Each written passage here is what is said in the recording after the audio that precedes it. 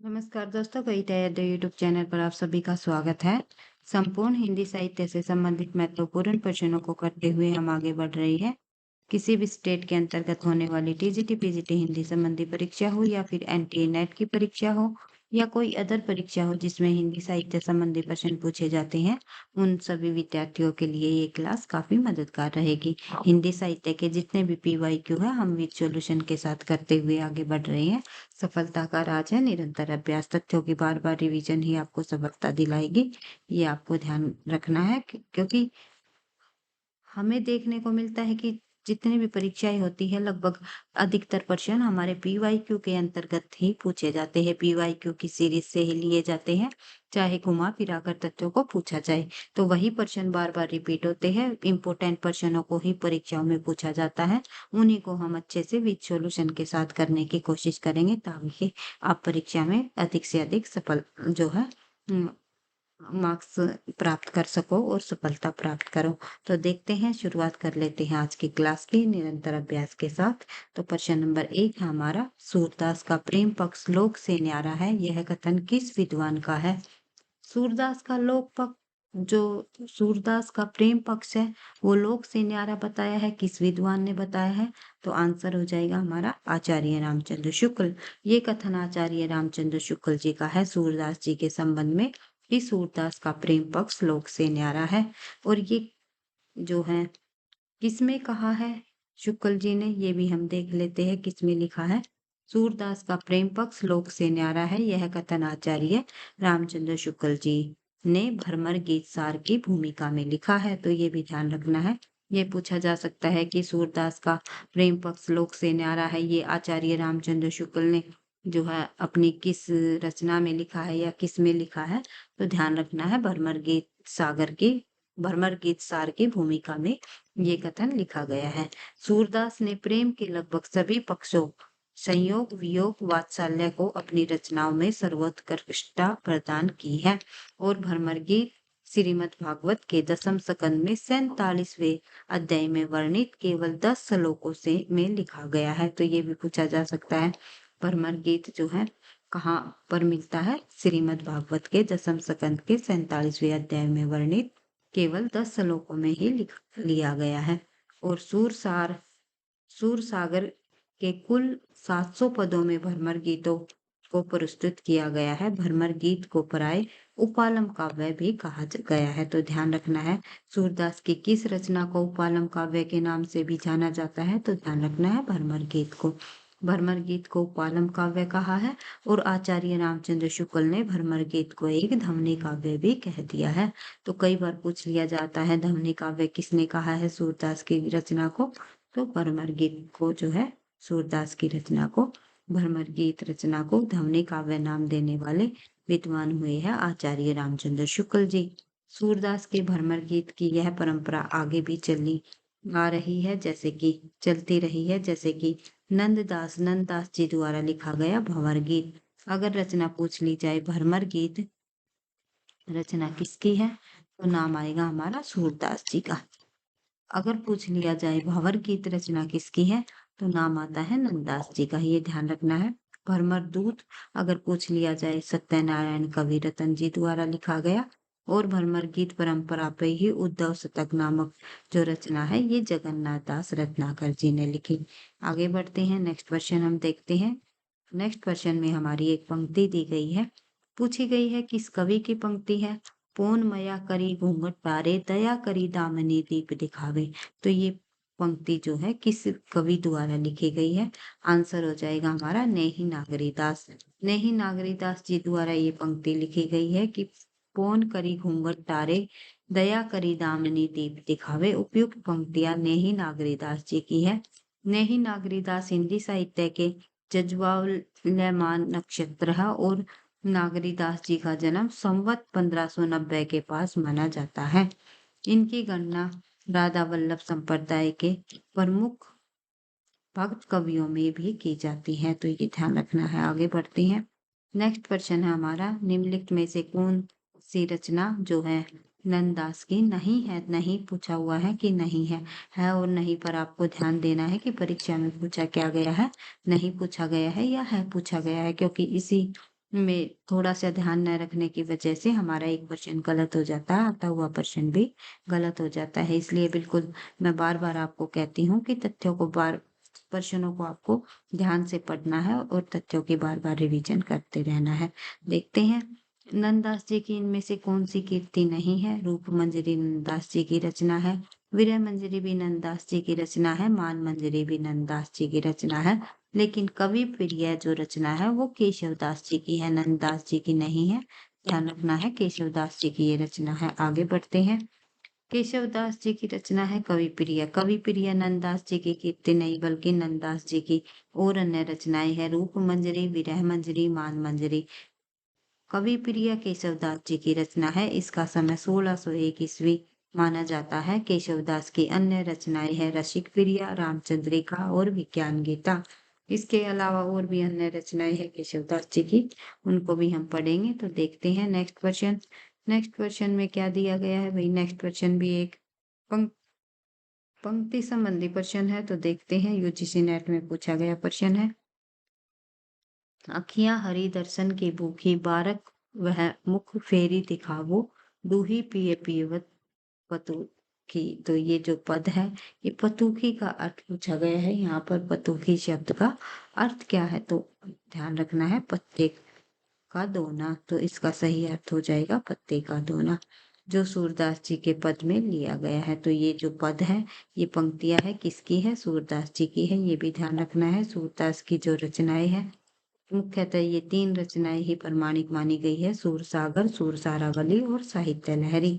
आगे बढ़ते हैं। नेक्स्ट भी एक पंक्ति दी गई है यहाँ पर और पूछी गई है, इन पंक्तियों में जो है छुआ का अर्थ क्या है? तो महारारी गिरिधर गोपाल दूसराणा हुआ, तद मत धृत काढ़ लिया, डार दिया छुया।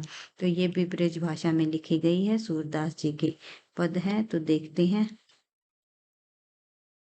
इनमें छुइया का जो अर्थ है यहाँ पर मट्ठा दिया गया है।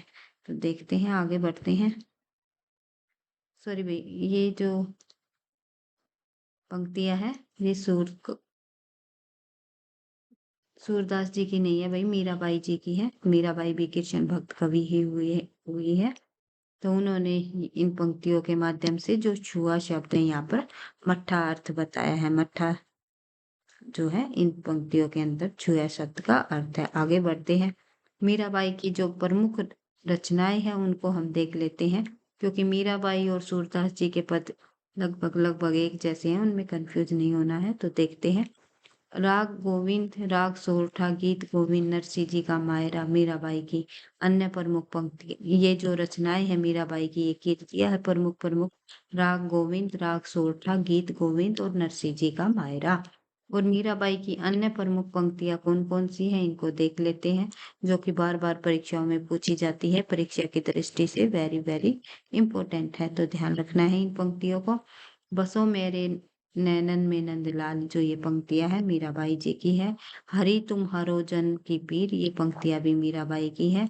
घायल की गति घायल जाने और न जाने कोई, मीराबाई जी की पंक्ति है। जाके सिर मोर मुकुट मोरो पति सोई, ये जो पंक्ति है ये भी मीराबाई की है। तो ये चारों पंक्तियां इंपॉर्टेंट पंक्तियां हैं, जो कि बार बार परीक्षाओं में पूछी जाती रही है। बढ़ते हैं नेक्स्ट क्वेश्चन की तरफ। प्रश्न नंबर 6, निम्नलिखित में से चतुर्भुज दास के संबंध में सही है? तो चतुर्भुज दास जी के संबंध में कौन सा कथन सही है, ये हम देख लेते हैं। चतुर्भुज दास जी के संबंध में यहाँ पर कौन कौन कथन सही दिए गए हैं, देखते हैं। कुंभनदास के पुत्र थे। चतुर्भुज दास जो है अष्टछाप के कवियों के अंतर्गत आते हैं, जो कि विठलनाथ के शिष्य है, और ये वल्लभाचार्य जी के शिष्य कुंभनदास जी के पुत्र थे। तो ध्यान रखना है, कुंभनदास जो है वल्लभाचार्य जी के शिष्य रहे हैं। चतुर्भुज दास जो है विठलनाथ जी के शिष्य रहे। चतुर्भुज दास किसके शिष्य रहे हैं?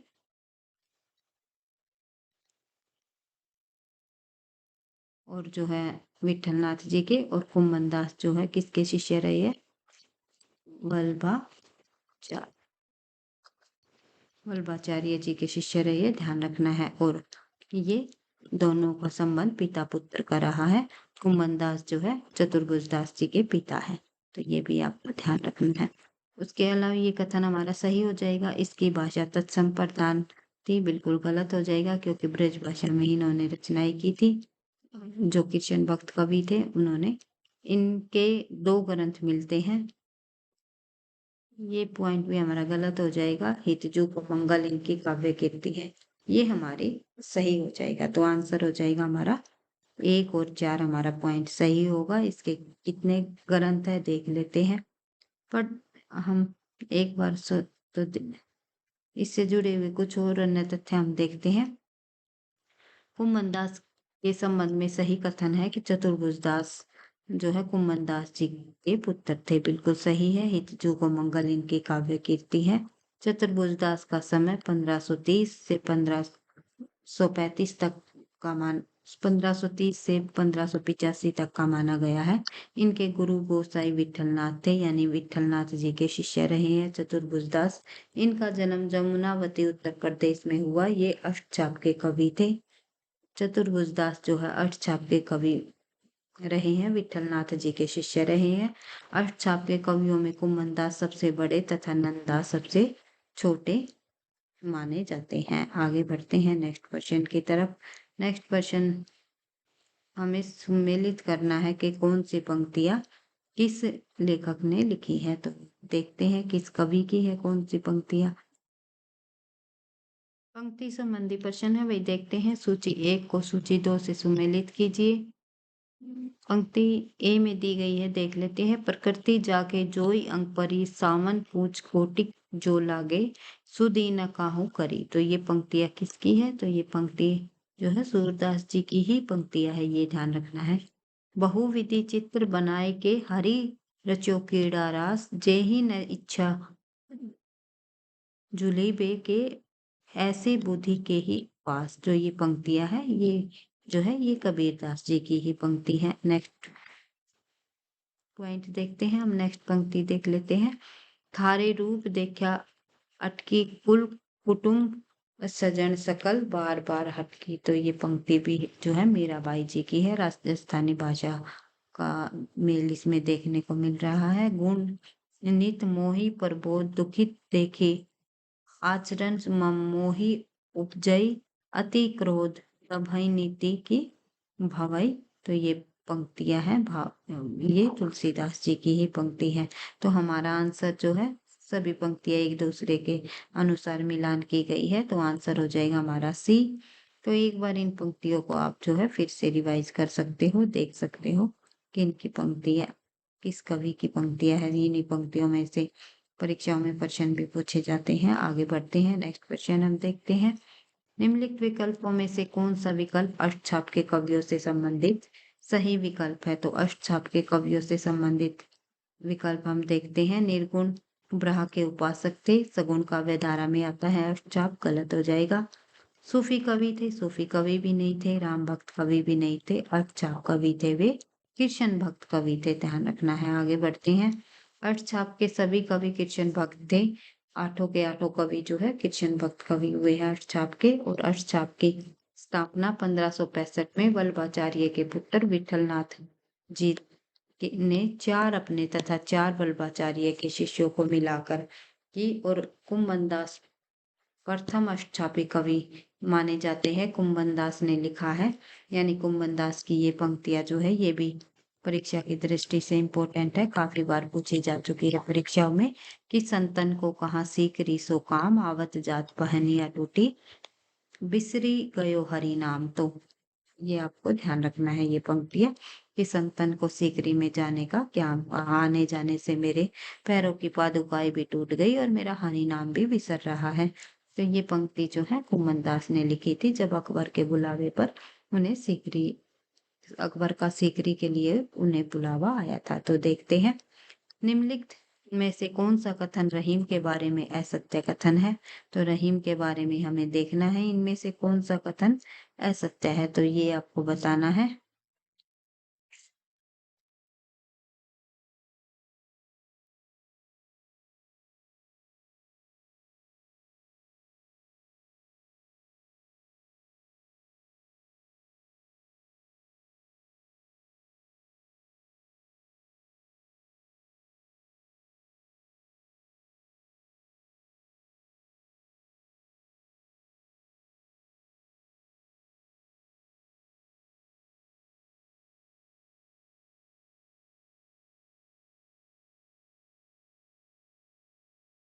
रहीम जो है भाई, वे योद्धा और राजनीतिक भी रहे हैं, और वे कला मर्मज्ञ भी रहे हैं, और वह विद्या व्यसनी भी रहे हैं, और लेकिन वे अनपढ़ नहीं थे। ये कथन हमारा असत्य हो जाएगा। जैसे कि हम यहाँ पर एक्सप्लेनेशन के अनुसार इन तथ्यों को देखें, तो इसमें यही बताया गया है कि रहीमदास अनपढ़ थे। ये कथन है सत्य है। रहीमदास का नाम अब्दुल रहीम खाने खाना था, और रहीमदास विद्वान थे।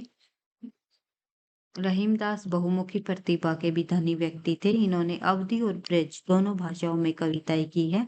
इनका बरवे नायिका भेद अवधी भाषा में लिखा गया नायिका भेद का ग्रंथ माना जाता है, और दोहावली, नगर शोभा, सिंगार सोठा तथा मदनाष्टक इनकी महत्वपूर्ण रचनाएं हैं। आगे बढ़ते हैं नेक्स्ट क्वेश्चन की तरफ। नेक्स्ट क्वेश्चन में दिया गया है भाई, किस रस की अभिव्यक्ति में सूरदास संसार के सर्वश्रेष्ठ कवियों में गिने जाते हैं? तो वात्सल्य रस के की अभिव्यक्ति में सूरदास जी जो है सर्वश्रेष्ठ कवियों में गिने जाते हैं। कि आचार्य रामचंद्र शुक्ल जी ने ये कथन कहा भी है सूरदास जी के संबंध में कि वात्सल्य और श्रृंगार रस के क्षेत्र में जितना अधिक उद्घाटन सूर ने बंद आंखों से किया, उतना किसी और कवि ने नहीं। इन क्षेत्रों का कोना कोना भी वे झांकाए, वात्सल्य रस का कोना कोना वे झांकाए। तो ये कथन कहा है आचार्य रामचंद्र शुक्ल जी ने, तो ये ध्यान रखना है। और सूरदास वल्लभाचार्य जी के शिष्य थे, और अष्टछाप के में शामिल थे, और अष्टछाप के अंतर्गत सर्वश्रेष्ठ कवि भी माने जाते हैं सूरदास जी। ये भी ध्यान रखना है। आगे बढ़ते हैं नेक्स्ट क्वेश्चन हम देखते हैं। भ्रमर गीत नाम से सूर के काव्य को किसने संपादित किया? तो भ्रमर गीत नाम से सूरदास जी के काव्य को निम्नलिखित में से किसने संपादित किया है? तो आचार्य रामचंद्र शुक्ल ने। तो भ्रमर गीत नाम से सूरदास के काव्य को संपादित करने वाले आचार्य रामचंद्र शुक्ल जी थे। और शुक्ल जी की आलोचनात्मक कृतियां कौन कौन सी है ये हम देख लेते हैं। शुक्ल जी ने लिखा है गोस्वामी तुलसीदास 1923, जायसी ग्रंथावली 1924, भ्रमर गीत सार 1925, रस मीमांसा 1949। रस मीमांसा आचार्य रामचंद्र शुक्ल की सैद्धांतिक आलोचना मानी जाती है, और आचार्य रामचंद्र शुक्ल ने आलोचना के क्षेत्र में विरोधों का सामंजस्य सिद्धांत का परिवर्तन भी किया। विरोधों का सामंजस्य सिद्धांत का परिवर्तन किसने किया? आलोचना के क्षेत्र में ध्यान रखना है आचार्य रामचंद्र शुक्ल जी ने। आगे बढ़ते हैं नेक्स्ट क्वेश्चन हम। प्रेम वाटिका के रचनाकार कौन है? प्रेम वाटिका जो है इस नाम से रचना लिखी है रसखान जी ने। रसखान ने प्रेम वाटिका नामक रचना लिखी है, और ये वल्लभ संप्रदाय में दीक्षित थे। रसखान जो है किस संप्रदाय में दीक्षित थे? वल्लभ संप्रदाय में ये दीक्षित रहे हैं। रसखान कृष्ण भक्त कवियों में, और उन्होंने कृष्ण के सगुण और निर्गुण दोनों रूपों का पूर्ण पूरे मनोयोग से किया है, और गंगावतरण, हिंडोला, जगन्नाथ दास रत्नाकर की रचनाएं है। तो गंगावतरण और हिंडोला ये भी कई बार पूछ ली जाती है परीक्षाओं में रचनाएं, तो ये जगन्नाथ दास रत्नाकर जी की रचनाएं है। कीर्ति लता कीर्ति पताका विद्यापति जी की अवध भाषा में लिखी गई रचनाएं हैं। आगे बढ़ते हैं नेक्स्ट क्वेश्चन की तरफ। नेक्स्ट क्वेश्चन में दिया गया है, मीराबाई को किसकी शिष्या कहा जाता है? तो मीराबाई रैदास की शिष्या रही है। आगे बढ़ते हैं।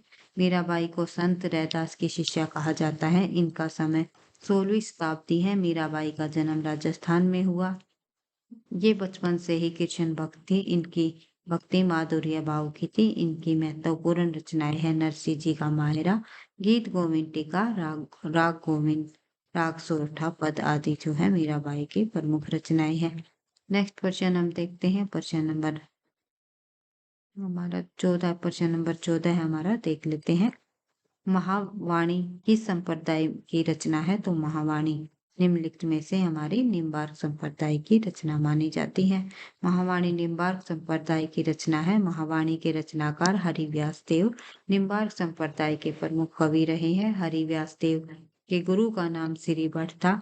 श्री भट्ट को निम्बार्क संप्रदाय में हितुसकी का अवतार भी माना जाता है।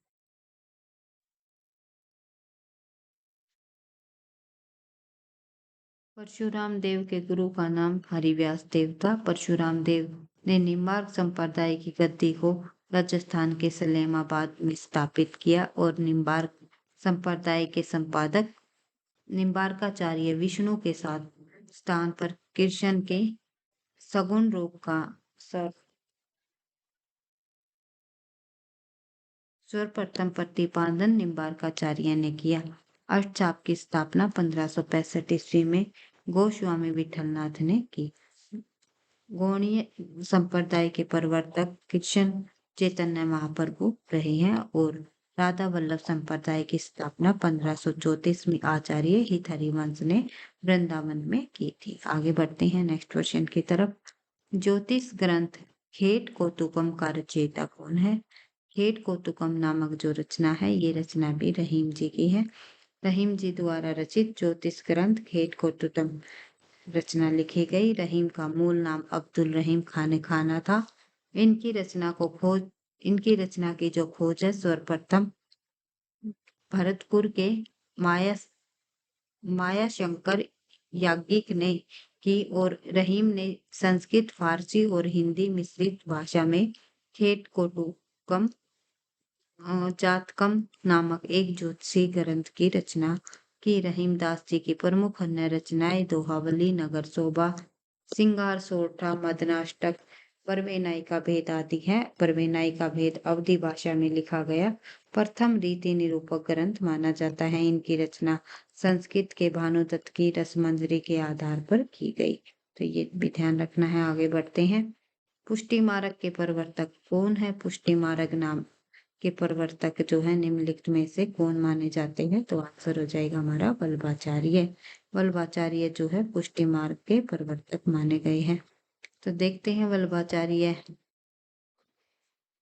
पुष्टि मार्ग के प्रवर्तक रहे हैं। पुष्टि मार्गीय भक्ति में पुष्टि भागवत अनुग्रह या कृपा को कहा जाता है। पुष्टि किसे कहा जाता है? भागवत अनुग्रह या कृपा को। शुद्ध अद्वैतवाद के प्रतिपादक वल्लभाचार्य जी है। राममत संप्रदाय के संस्थापक रामानंद जी है। सामर्थ संप्रदाय और अद्वैतवाद के संपादक शंकराचार्य जी है। विशिष्टाद्वैतवाद के संपादक रामानुजाचार्य जी है। आगे बढ़ते हैं। निम्नलिखित में से कौन सा नरोत्तम दास की विख्यात कीर्ति है? नरोत्तम दास की विख्यात कीर्ति कौन सी मानी जाती है? इनमें से आंसर हो जाएगा हमारा, एक सेकेंड भाई, सुदामा चरित। सुदामा चरित जो है नरोत्तम दास जी की विख्यात कीर्ति रही है। सुदामा चरित नरोत्तम दास की विख्यात कीर्ति है। नरोत्तम दास का जन्म सीतापुर जिले के वाड़ी नामक कस्बे में हुआ।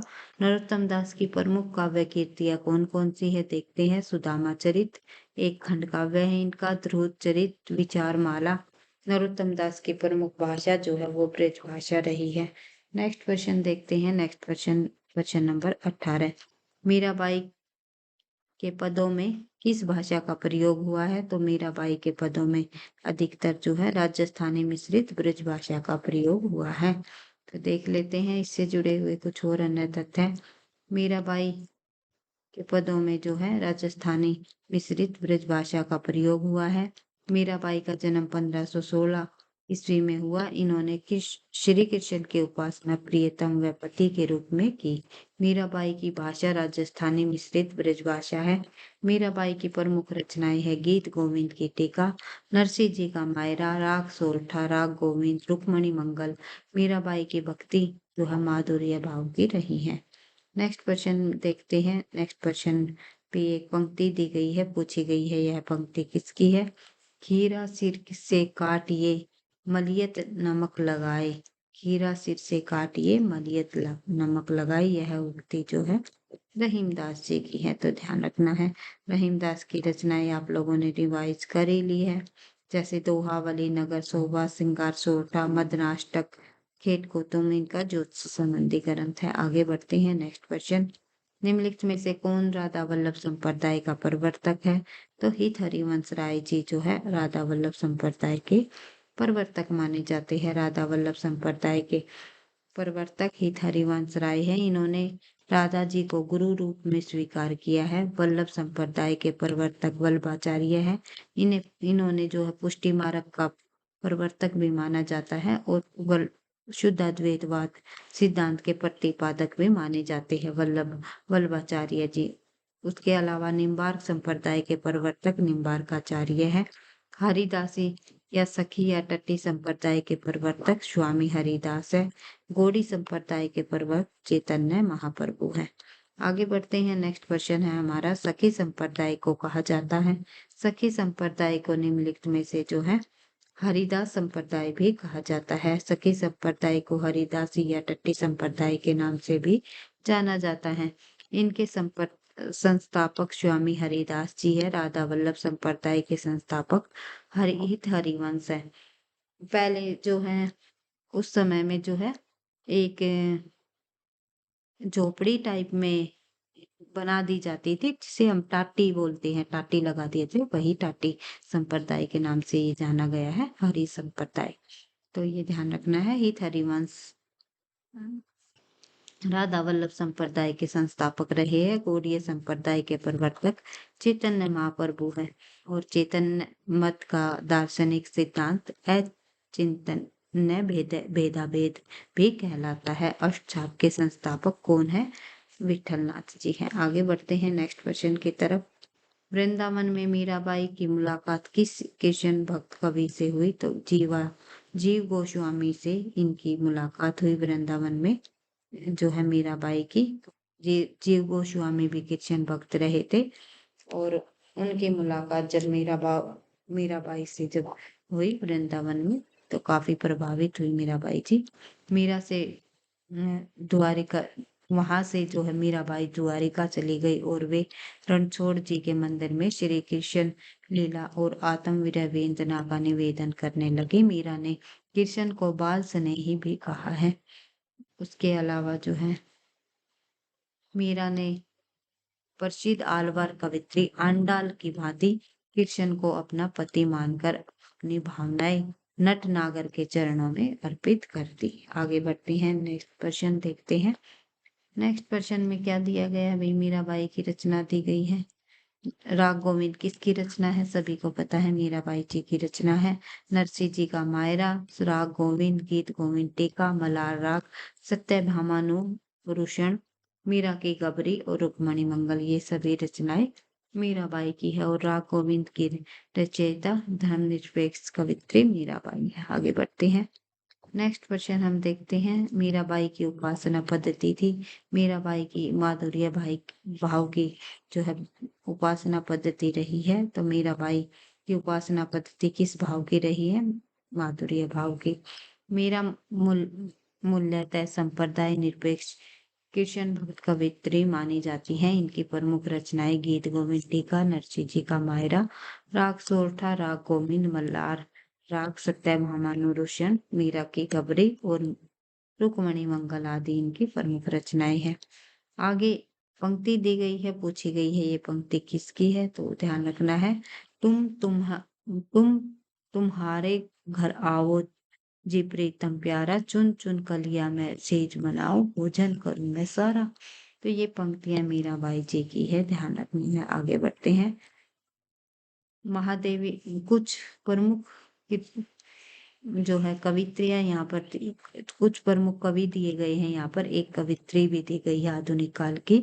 कुछ पंक्तियां यहाँ पर दी गई है। ये पूछा जाता है कि ये पंक्तियां किसकी है। कई बार परीक्षाओं में पूछी जाने वाली पंक्ति यहाँ पर दी गई है, तो इम्पोर्टेंट पंक्तियां है और ये ध्यान रखना है कि ये पंक्तियां किसकी है, क्योंकि मीराबाई के अलावा और अगर इनमें से कोई पंक्ति पूछ ली जाए तो आप जो है उनका सही आंसर दे सको।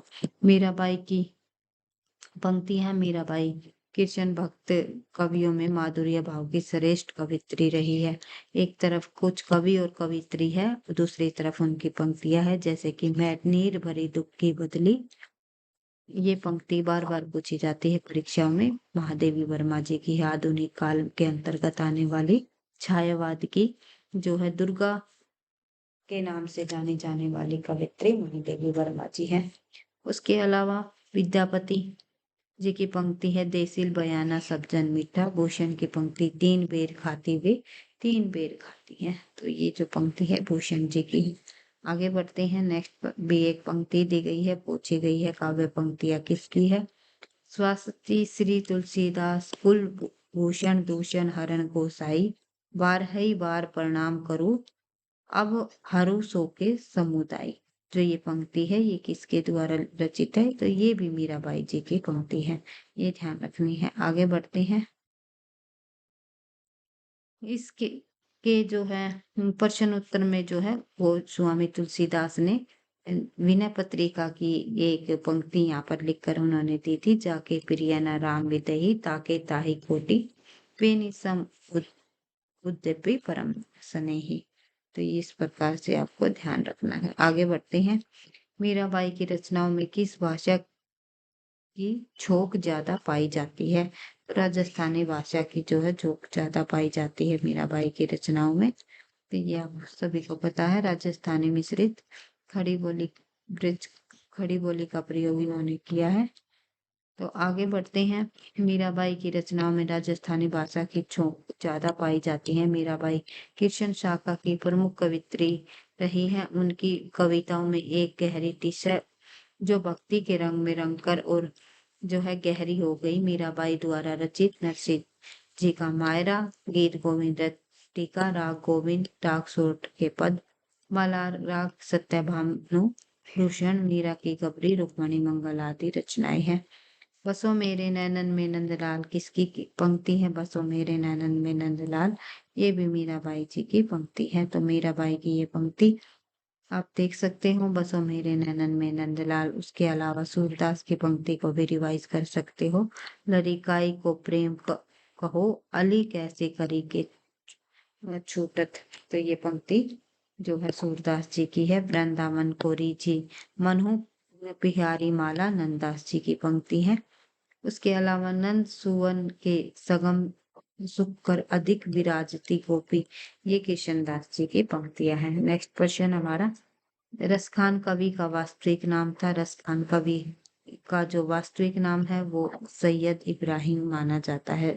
सैयद इब्राहिम रसखान कवि का वास्तविक नाम रहा है। इनका जन्म अनुमानतः दिल्ली के सन 1533 ईस्वी में, मृत्यु 1618 में हुई। रसखान की प्रमुख काव्य कृतियां सुजान रसखान, प्रेम वाटिका इनकी इम्पोर्टेंट रचना है, दान लीला और अष्टयाम, ये सभी रचनाएं रसखान जी की हैं। उसके अलावा आज का हमारा अंतिम प्रश्न देख लेते हैं भाई। गौड़ीय संप्रदाय के संस्थापक चैतन्य महाप्रभु जी है। इसके अलावा और अन्य जो है संप्रदाय के संस्थापक भी देख लेते हैं। गौड़ीय संप्रदाय के संस्थापक चैतन्य महाप्रभु, राधा वल्लभ संप्रदाय के संपादक हित हरिवंश राय, सखी संप्रदाय के संपादक स्वामी हरिदास और लाल पंथ के संपादक लाल पंथ जी हैं।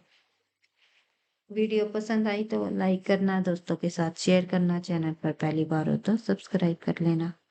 मिलते हैं नेक्स्ट क्लास में नेक्स्ट वीडियो के साथ। थैंक यू, धन्यवाद।